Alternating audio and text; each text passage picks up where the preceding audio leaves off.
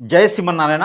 సింహరాశి సింహరాశి వారికి ముందుగా మకర సంక్రాంతి శుభాకాంక్షలు. అలానే మీకు మీ కుటుంబ సభ్యులు అందరూ బాగుండాలని, అందులో మీరే ఉండాలని మనస్ఫూర్తిగా కోరుకుంటూ, ఈ యొక్క మకర సంక్రాంతి రోజున మీకున్నటువంటి సమస్యలు, శని భగవాన్ యొక్క అశుభ దృష్టి, కేతువుని యొక్క అశుభ దృష్టి, మీకు కుజుని యొక్క అశుభ దృష్టి కూడా తగులుతుంది. కాబట్టి ఈ యొక్క షష్టగ్రహి కూటమి వలన ఏర్పడేటువంటి అశుభ దృష్టి అంతా కూడా మీకు తొలగిపోవాలి.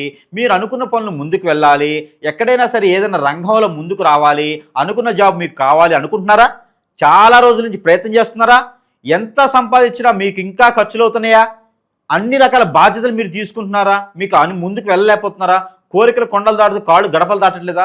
మీరందరూ కూడా ఒక చిన్న పరిహారం చేయండి. మీ మీద ఏదన్నా చెడు దృష్టి కూడా తగిలిందేమో మీ మంచితనానికి, అవన్నీ కూడా కొంతమేర ఉపశమనం లభించడానికి మీరు మకర సంక్రాంతి రోజున ఈ చిన్న పరిహారం చేయండి. ఏమిటో తెలుసా?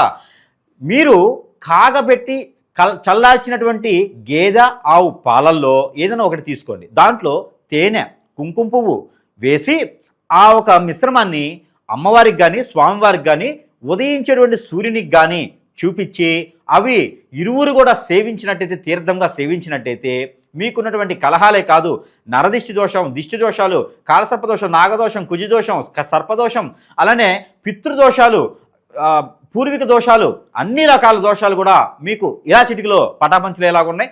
ఇంకా కూడా మీకు ఇంకా సమస్యలు ఎక్కువగా ఉన్నాయి అని అనుకుంటున్నారా?